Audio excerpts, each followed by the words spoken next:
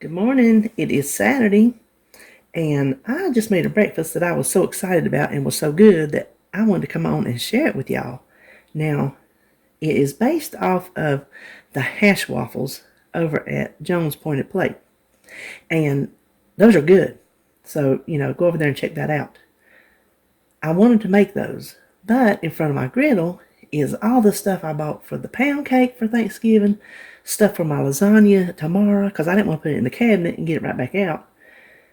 So I started tinkering in the recipe builder, because I already had it, in there as hash waffles. And I came up with the lazy hash waffle that I am calling the hash cake. So I'm going to show you what I did. The first thing, I should have had this out here. We're going to weigh. Now, y'all can see I got my cheating board over here. This is our little message board. You can tell it's had years of age on it. But we keep it over here on the bar. So if we have to leave somebody a note, we just write it on there. And I thought, well, you know what? I'm going to put my amounts on here because I just looked at the recipe builder. Don't mean I'm going to remember it. So we're going to put it on grams. Hit it there. Now, these are, and I have this because they substituted it for me one time when I ordered the smaller one. Walmart substituted this giant bag of hash browns and we have been eating on them forever. So this is just a great value brand. Pure potatoes, there's nothing else in it. So we want 104 grams. That is, hold on. I got some clumps in there, so I'm trying to get around them. 104 grams is the most you can get for 2 points, and then after that it switches up to 3. So I thought while I'm cooking, I'll get the most. Look at there, 103. We're going to go with it. I don't think that 1 gram is going to hurt me. Now, I'm going to turn you off. I'm going to pop this in the microwave for 1 minute. I got these microwaved for a minute. Now I'm going to put it on here. I'm going to hit tear. And we're going to use, you can use fat-free cheese to save points. I have the Fiesta blend reduced fat. I'm going to use 22 grams. And 22 grams is 2 points. And that's really is the least amount of cheese I really want to use. So I just tear this out and I'm just going to add it straight to the bowl till we get 22 grams. Look at there, 22 on the dot. I love it when that works out. Now, this is optional. I've just used 1/4 of an onion. The rest of that I'm going to chop and put in the fridge. But I chopped it really fine. I used my Pampered Chef little chopper. And then, y'all know I don't know how to cook nothing without my house seasoning. Paula Deen's house seasoning. Google it. You'll find it right on her website. And just kind of mix that up just a little bit, and then it's just 1 egg.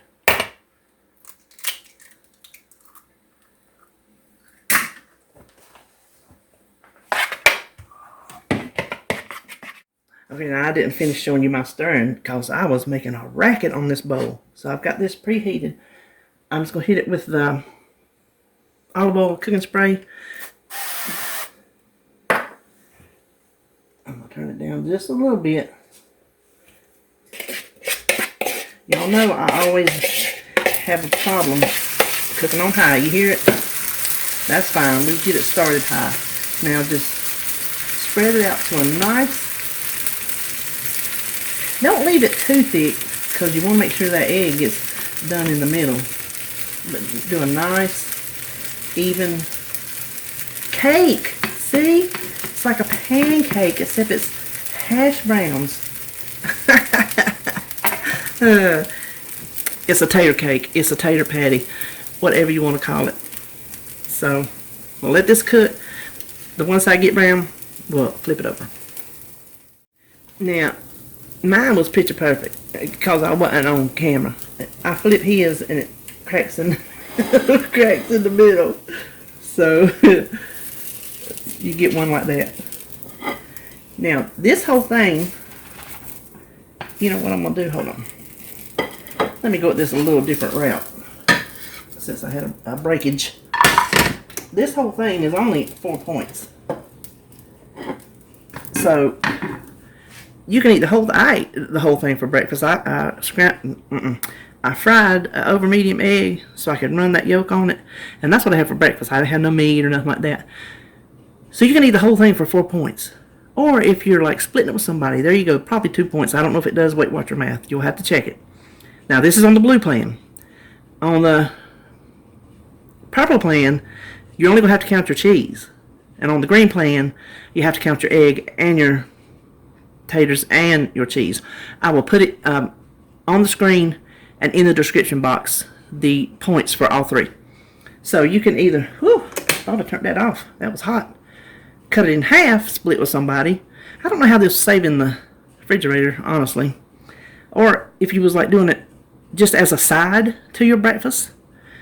Or you could even eat it for supper. I would eat this with pinto beans and greens and stuff, because this is, to me, the same as fried taters and onions.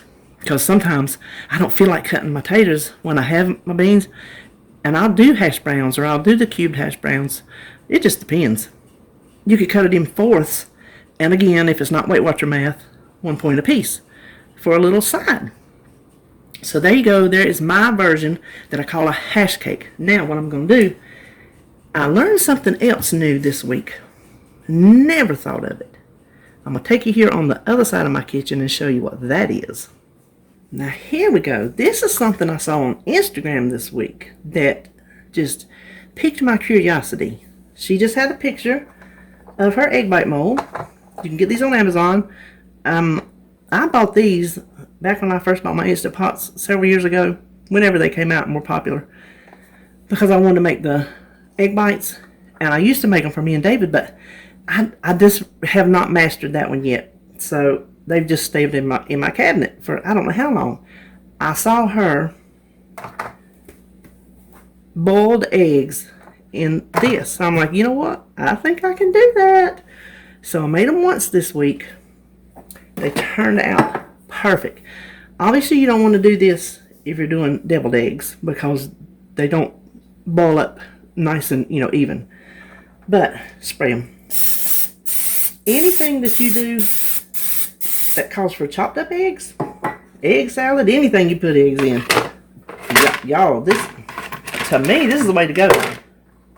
If I don't have to stand over here, I know y'all don't have to tell me that peeling the eggs is easy. But when you can't hardly stand up on your back, it becomes less easy.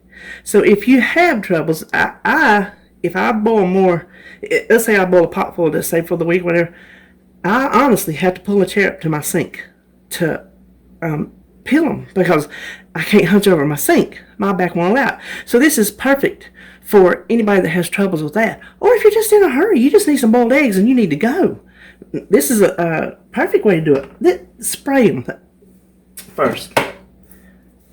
Hold on. Put your trivet in there. This is the 6 quart, so this will fit in here. Just 1 cup of water to get the steam going, and then all you're going to do is crack an egg in every single one of these. And I'm not going to make you watch me do that, so I'll be back in a minute. I got all my eggs cracked. I didn't poke any holes in it, like break the yolk. I didn't do that. I didn't put any salt or pepper. I am using the lids, however, I tried it. Trust me, the first time I tried it with the lid on, and I had to, kind of ease it back out. It is hard for me. This is the tricky part, because I have such fat hands. If you got skinny hands, it'll probably be easier for you. I'll just be straight up with you. You see them on camera all the time, and it ain't like I can hide them. Carefully, because I pushed that over and it got stuck and I spilled the egg, so carefully ease it down into there. Oh, I did that better for y'all than I did on my own. Well, I'm excited about that. Put on your little lid. Now, it did not say, because all she said was, she showed a picture and said she boiled some eggs in it, so I'm flying blind here. But I put the lid on it because I didn't want the steam in it, first of all. Second of all, this time especially, I'm going to stack one on it. Last time I only made one. Wasn't sure how it would turn out, but it turned out great, so that's why I thought I need to share this with y'all. Oh, you see my egg on the counter where I spilled it. Put the other one on top. Now, last time when I did it earlier this week, I cooked them for 7. I normally do my eggs for 5. 5-5-1. I learned that from D. The Dinks over at Dish with D. And they come out perfect. I wasn't sure. Put that back. Whew. I hate it when I forget that. I wasn't sure if 5 was going to be enough. Because like I said, it was a trial run. So I did 7. And then I forgot to go back in 5 minutes. And so they rested for 7. They were a little too dry for me. So this time, see, there's my 7. This is the last thing I cooked in here. I'm only going to do 5, and I'm going to try to remember to hear for the beep and come back and check them in 5. So we will do that together.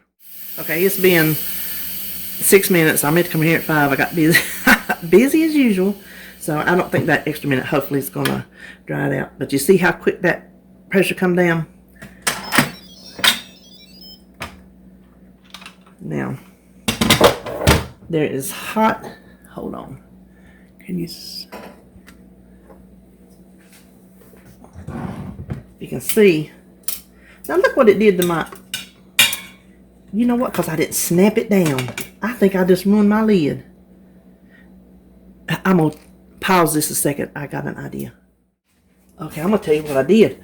I took that lid. It started flattening out as I was walking to the sink. But I run some really hot water in there, put it in the sink, and put one of my heavy crock pot liners on top of it. So the hot water and then the weight should hopefully, flatten it back out and stay that way once it cools. So I'm going to pick the side up with this because a little. Okay, that one looks all right. I'm not going to show you how to turn out both of them. Let me see if you can see what I'm doing. Hold on. I'm going to change it one more time. Okay, since it's already set in here for 6 minutes, I've let it sit out here for like a minute. Keep your fingers across.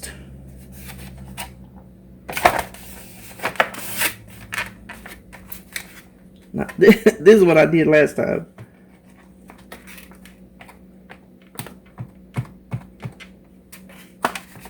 Oh, that suction to that plate. Did you see that? Oh, now I got one that's being hateful. I got a couple that's being... There it comes. There, it went. I guess it was just suctioned in there. So, I should have had a knife ready. Hold on. See the ones turned upside down? You see how they're shaped? That's why you can't do a deviled egg. Let me... Now, I'd probably put a paper towel on here next time to soak up that residual water. But you see? See that pretty little boiled egg? Don't you like that? I love it. So, there you have it. Quick and easy, no peel boiled eggs in the Instant Pot.